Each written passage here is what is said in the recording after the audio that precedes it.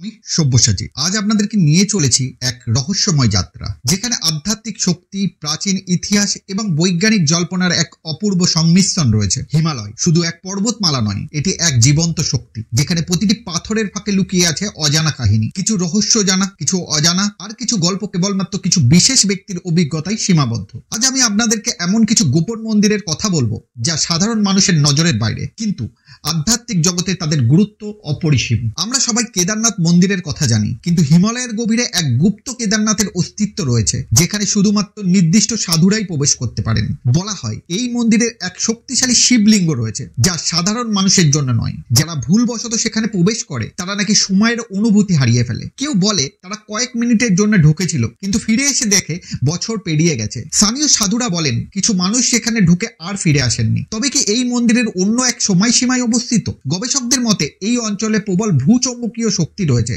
যা মানুষের মস্তিষ্কের গভীর প্রভাব ফেলে। অনেকে প্রবেশের পর বিভ্রান্তি অনুভব করেন এবং সময়ের হিসেব রাখতে পারেন না। তিব্বতের সীমানাবর্তী অঞ্চলে এক রহস্যময় মন্দিরের কথা শোনা যায়, যেখানে মা কালী জীবন্ত রূপে বিরাজ করেন। এই মন্দিরে বছরে মাত্র একদিন পুজো হয়, আর সেই দিন সেখানে প্রবেশ অধিকার শুধুমাত্র নির্দিষ্ট সাধুদেরই রয়েছে। কেউ কেউ বলেন যারা এই মন্দিরের কাছে যান তাদের শরীরে অদ্ভুত পরিবর্তন ঘটে, কারো চোখের রং বদলে যায়, কেউ কয়েকদিনের মধ্যে অতি প্রাকৃতিক শক্তি লাভ করেন। বিজ্ঞানীদের মতে এই অঞ্চলে বায়ুচাপ এবং কম্পনের মাত্রা সাধারণের চেয়ে আলাদা, যা মানুষের স্নায়ুতন্ত্রে প্রভাব ফেলে এবং বিভিন্ন রকমের শারীরিক ও মানসিক পরিবর্তনের কারণ হতে পারে। হাজার বছরের পুরনো এক গুহা, যেখানে শ্রী আদি শঙ্করাচার্য নাকি ধ্যান করেছিলেন। যারা এখানে ধ্যান করেন তারা বলেন তারা ভবিষ্যতের কিছু ঝলক দেখতে পান। কেউ বলেন তারা স্বপ্নে অদ্ভুত দৃশ্য দেখেন, যা পরে বাস্তবে ঘটে। গবেষকদের মতে এই গুহার পরিবেশ এতটাই শান্ত ও উচ্চ শক্তির যে এটি মানুষের মস্তিষ্কের তরঙ্গ পরিবর্তন করতে পারে। এটি গভীর ধ্যানের আদর্শ স্থান,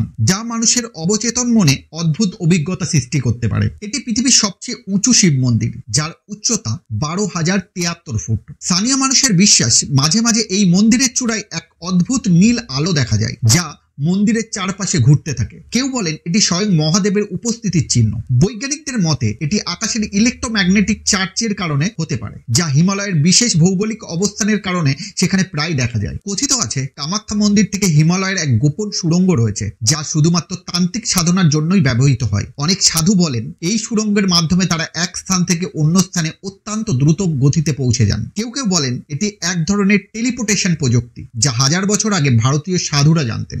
গবেষকরা বলেন হিমালয়ের গভীরে এখনো এমন কিছু প্রাকৃতিক সুড়ঙ্গপথ থাকতে পারে যা আধুনিক সভ্যতা আবিষ্কার করতে পারেনি। তবে কিছু সাধুর দাবির পক্ষে এখনো বৈজ্ঞানিক প্রমাণ পাওয়া যায়নি। হিমালয় শুধু এক পর্বতমালা নয়, এটি এক জীবন্ত শক্তির আধার। কিছু রহস্য বিজ্ঞানের মাধ্যমে ব্যাখ্যা করা গেলেও অনেক রহস্য এখনো অমীমাংসিত। কিন্তু প্রশ্ন থেকেই যায়, এই অলৌকিক ঘটনাগুলি কি সত্যিই কেবল কল্পনা, নাকি এগুলির পিছনে এমন কিছু সত্য লুকিয়ে আছে যা আমাদের বোঝার সক্ষমতার বাইরে? হয়তো ভবিষ্যতে বিজ্ঞান এগুলোর উত্তর দেবে, কিন্তু তার আগে আমাদের শুধু অনুভব করতে হবে হিমালয়ের শক্তি, তার রহস্য আর তার গভীরে লুকিয়ে থাকা অলৌকিকতা। আপনার কি মনে হয় হিমালয়ের রহস্য কি বিজ্ঞানের ব্যাখ্যার অপেক্ষায়, নাকি তা সত্যি ঈশ্বরের অলৌকিক সৃষ্টি? আপনার মতামত জানাতে ভুলবেন না।